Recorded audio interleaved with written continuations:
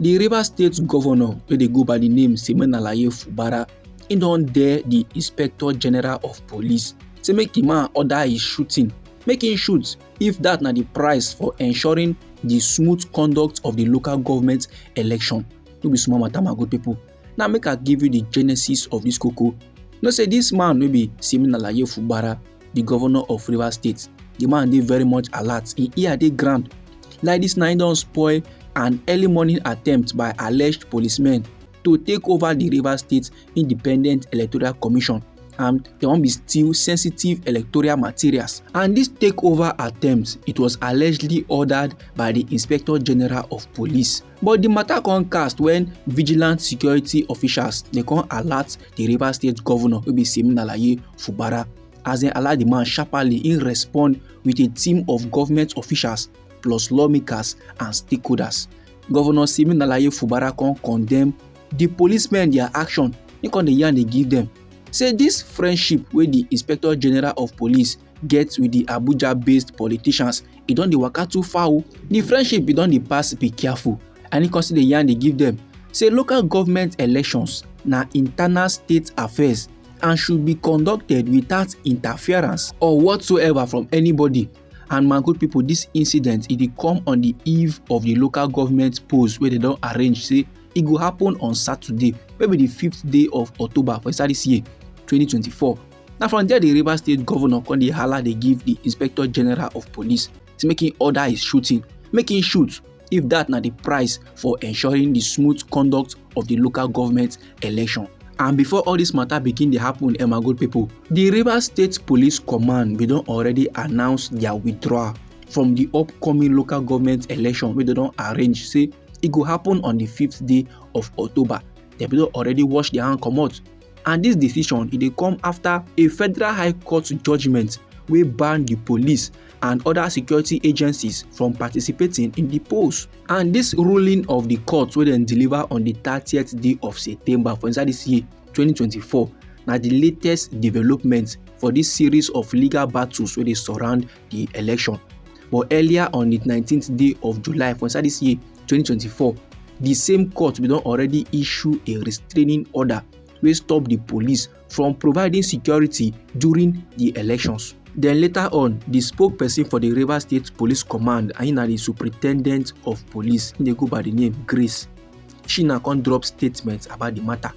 Then for inside the statement, she come dey yarn say the Nigeria Police Force dey seek to inform all law-abiding citizens and stakeholders wey dey for inside Rivers State about the upcoming local government election, particularly in light of recent court rulings.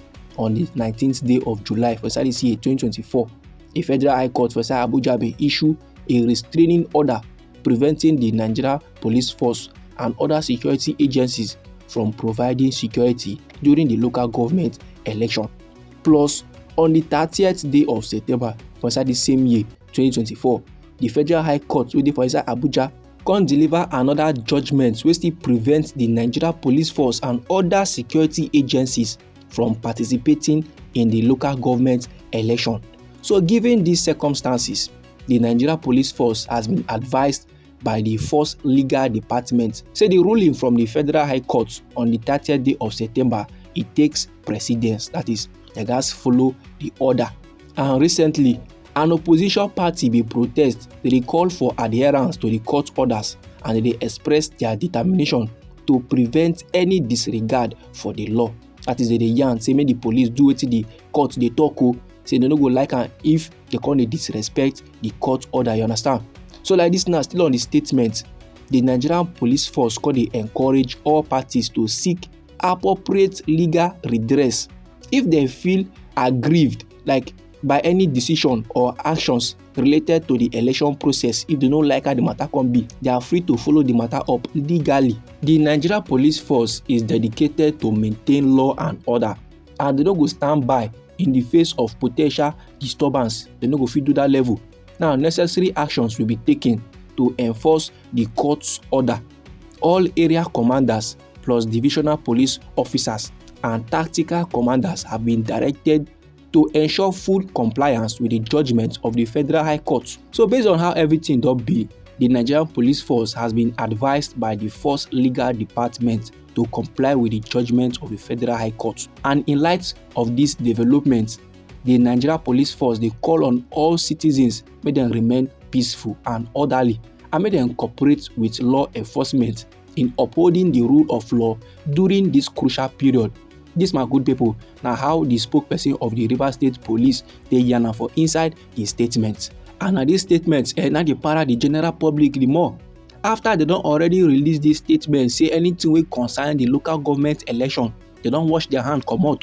But early morning on Friday, then try to go take over the Rivers State Independent Electoral Commission and then allegedly try to steal sensitive electoral materials. So what is happening? And at the same thing, now they para the Rivers State governor, maybe Fubara. As they call they talk to Tory people for the premises of the Rivers State Independent Electoral Commission, in con they lamblast the Inspector General of Police. Say this their alleged partnership. This kind of collabo wey in get with the Minister of the Federal Capital Territory, will be Yeso Wike. It not to make sense. So this over loyalty is getting out of hand. Oga Fubara consider argue. Said the Supreme Court ruling wey outlaw caretaker committees for inside local government areas now validates his decision to conduct the election. So Oga Fubara con vow say this election wey they don arrange say it go happen for inside Rivers State, the thing must happen. They go declare the winner and they go swear in that winner.